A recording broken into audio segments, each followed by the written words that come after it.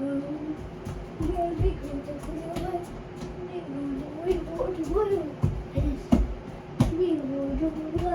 super maga yung mata natin. Yung mata ko. Wala na. Di na kinaya ng superpowers. Di na kinaya ng superpowers ko. Naalala niyo yung nakaraang vlog ko, yung anak ko na lalaki pneumonia. Nagkasakit siya back to back every week. Ngayong linggo naman, mga 4 na araw na may sakit din yung anak kong babae. Tapos yung asawa ko, medyo din siya. Pati ako nung nakarang araw, parang din.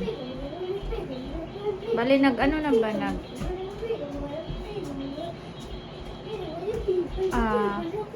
nagtakod-takod ng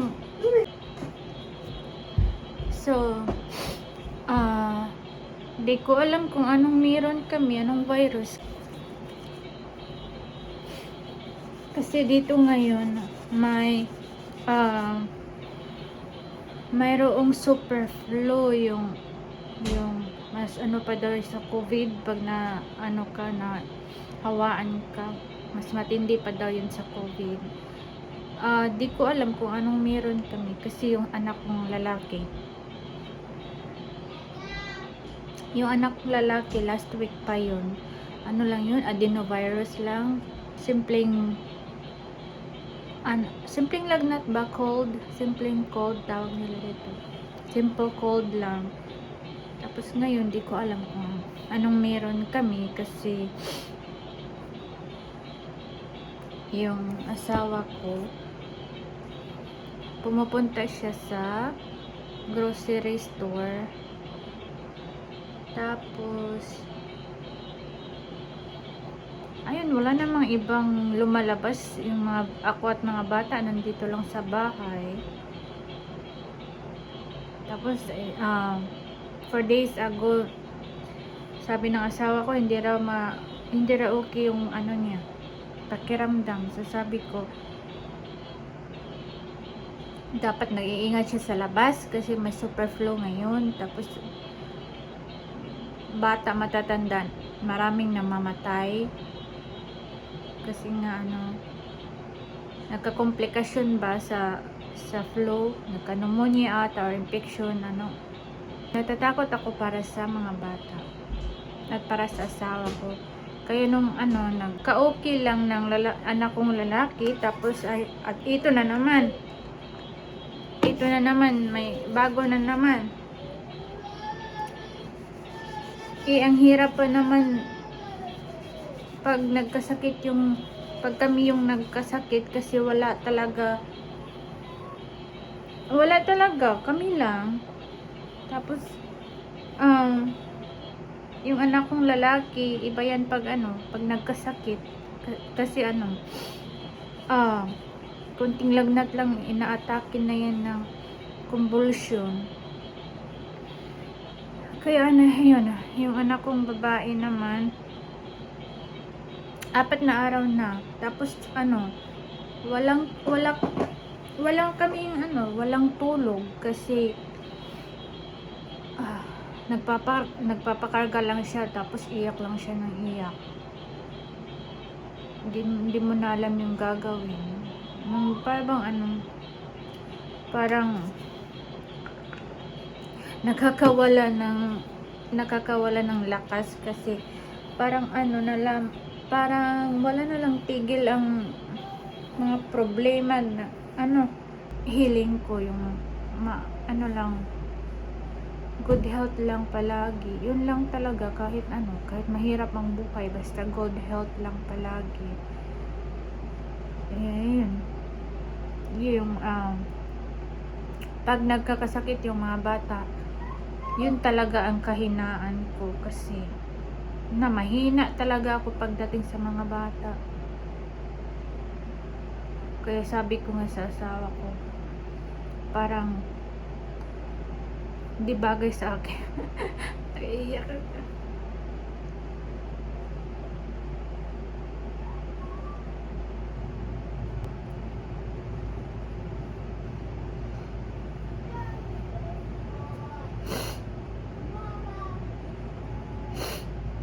Para na akong buang nito ay.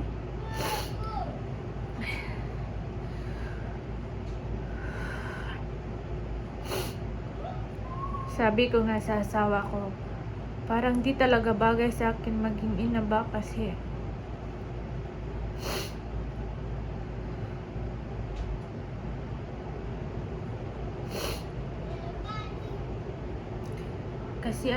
super hina ako pagdating sa mga bata kasi mahina talaga ako. Buti na lang yung asawa ko kahit pati siya na inaaway ko na kasi hindi mo na alam yung gagawin. Yung nasa pinaka down ka na yung emosyon mo ba, hindi mo na alam. Kaya pati siya napagbuntungan ko na naiinis ka na di mo alam bakit. Yung galit na galit ka, iniisip mo, inaalagaan mo naman ng maayos yung mga anak mo. Kaya ka nga naging full-time mama kasi gusto mo matutukan sila, tapos yung nagkakasakit pa rin, yung inis na inis ka sa sarili mo ba, yung pakiramdam mo palpak ka pagdating sa mga bata, yung palpak ka pagdating sa pag-aalaga sa mga bata. Minsan na nasisigawan ko na yung asawa ko, which is mali naman talaga yun. Buti na lang talaga siya, yung kalmado lang, tapos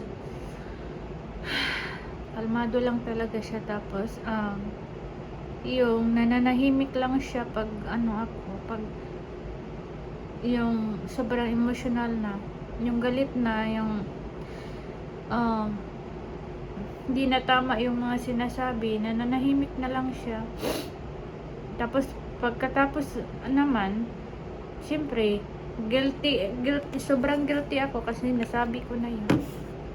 Kagabi, bali 4 days na yung anak kong babae, di ko alam nung gagawin sa kanya. Kasi last week, kaka-check lang niya yung pedia, okay naman siya.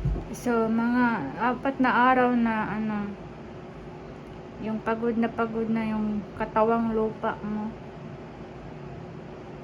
Kasi kami nga lang dito, walang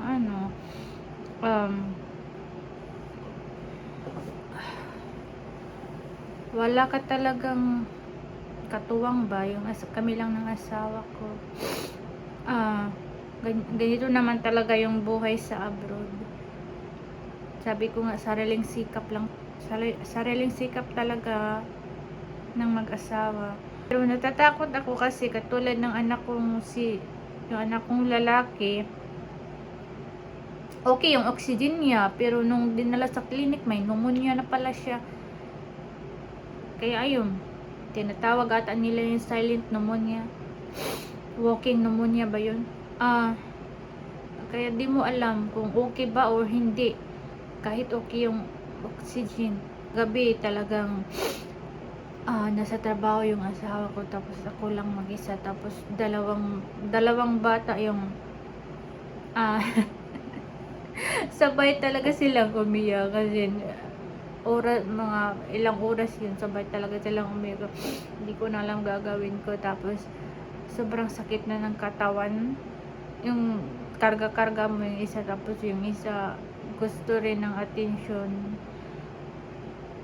Yung anak kong babae ayaw na magpalapag, wala kang kain, yung mga ganon. Oh my god, like sabi ko nga sa asawa ko, yung pagiging ina ang pinaka mahirap na pagsubok na naranasan ko sa buong buhay ko, yung pagiging ina. Kasi simula nang ipinanganak ko yung anak kong lalaki, ako lang talaga hanggang ngayon sa kanilang dalawa. Like, ang daming pagsubok simula nang pinanganak ko yung anak kong lalaki, kasi ano din yan, may mga problema ba sa health wise, may mga problema yung anak ko. Tapos kami lang talaga, as in kami lang talagang nag-breakdown ba yun tawag, yung bigla na talagang bumuhos lahat ng mabibigat na nararamdaman mo. habang akay-akay ko yung anak kong babae, parang nag-guilty ako kasi parang ano siya, yung masama yung pakiramdam niya, tumahimik na lang siya, tapos mahigpit na lang yung yakap niya sa akin. Parang nag-guilty ka kasi dapat strong ka kasi masama yung pakiramdam ng anak mo, pero parang sobrang bigat na rin yung ba yung nararamdaman mo, kasi pagod ka. Hindi mo na mapigilan yung emosyon mo. Pag may nangyari sa akin, paano naman yung mga bata? Buwang. Ngayong umaga, di pa rin okay yung anak kong babae. Kalimang araw na to. Iniwasan ko dalhin sa clinic kasi nga may super flu, kasi di ko alam kung simpleng lagnat lang ba yung nararamdaman ng bata. At the same time, takot akong dalhin siya sa yung crowded ba ngayon, lalo na yung urgent care, yung mga clinic, tapos yung emergency room, as in punong-puno talaga ngayon. Advice nga ng mga nasa healthcare na kung okay naman yung nararamdaman, sa bahay lang. Pero kasi nga yung bata yung pinag-uusapan, like hindi mo alam kung dadalhin mo ba o hindi. Ayaw nga magpalapag. Pag natutulog siya, gusto niya lang kinakarga palagi, like palagi. So ngayong umaga, sabi ko sa asawa ko, hindi ko alam kung dadalhin sa clinic o hindi, pero kung gugustuhin ko, mas gusto ko matingnan siya ng doktor, kasi hindi ko alam yung katulad ng anak kong lalaki, nagka-pneumonia siya. Okay naman siya tingnan, pero may pneumonia na pala siya. Kaya pero pabalik-balik talaga yung lagnat niya, like pareho din sa anak kong babae ngayon, mga 4-5 araw pabalik-balik talaga yung lagnat. May pneumonia na pala talaga siya. Tapos yung anak kong babae ganun din ngayon. Kaya as much as gusto ko sila i-keep lang sa bahay, kasi takot nga ako sa super flu na yan. Takot ako na mas mahawaan sila ng mas delikadong sakit ba. Ayun, sabi ng asawa ko, dalhin niya daw sa clinic. Ako nag-insist na dalhin niya sa clinic. Ano na ngayon? December 31, dapat mamayang gabi, di ba, nagsiselebrate para i-welcome yung year 2026, pero kami wala talaga, as in wala, like may plano ako na gawin, kaso hindi nakapag-prepare, kasi nga yung mga bata nagkakasakit sunod-sunod, kaya as in walang selebrasyon. Inuiwan ko siguro pag okay na yung mga bata, kahit i-late celebrate na lang namin yung pag-welcome sa New Year. Sa totoo lang, yung paggawa ko ng ganito, yung nagkikipag-usap ako sa camera, parang feel mo ano ka,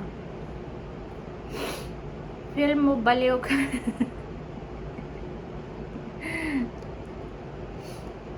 Yung feeling mo baliw ka kasi nagkikipag-usap ka sa camera, pero at the same time gumagaan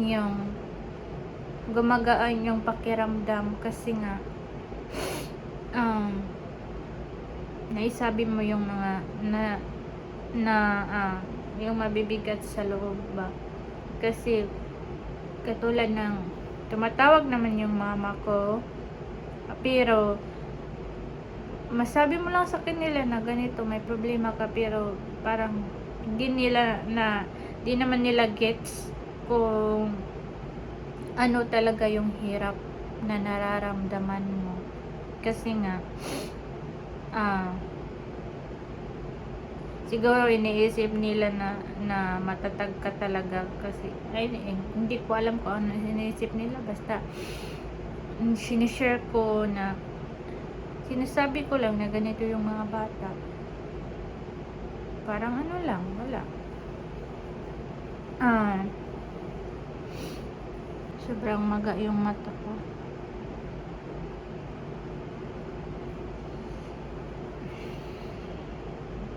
So, ito yung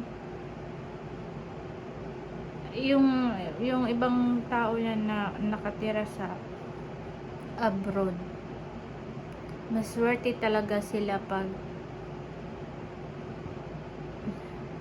may pamilya sila, yung may kasama ba sila, marami sila na pamilya na kasama dito, kasi at least may tulong, may ano sila, may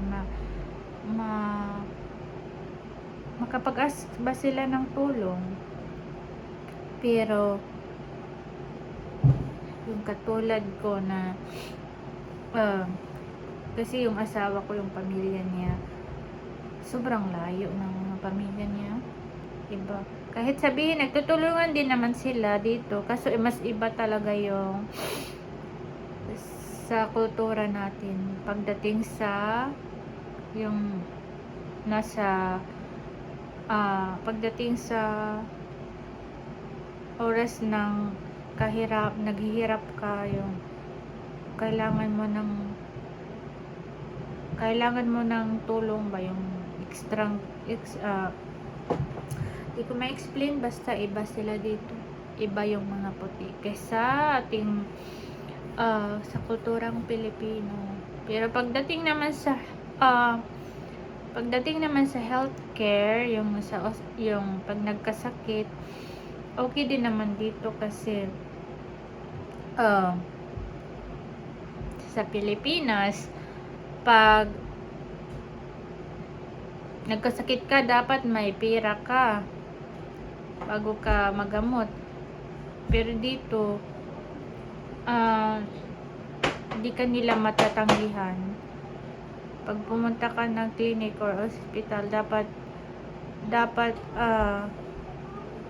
talaga anuhin ka nila, kasi bawal yun, bawal natanggihan ng pasyente dito kahit wala kang pera. Di ka nagbabayad dito ng ora mismo. Pinapadala lang sa bahay mo yung bills, yung kung ano yung babayaran mo. Tapos may mga ano dito na pwede kang mag-apply para matulungan ka sa mga bayarin mo sa ospital. Kaya pagdating sa healthcare, mas pipiliin ko dito para sa mga bata. Pero pagdating sa yung kailangan mo ng tulong galing sa pamilya, siyempre yung di papatalo yung Pilipina, yung kultura nating Pilipino, yung pagtutulungan. Ang haba na ng video to, cut ko na siguro. Advance Happy New Year po sa inyong lahat. Pero naalala ko, New Year na pala ngayon sa Pilipinas. Sana po masaya inyong mga New Year.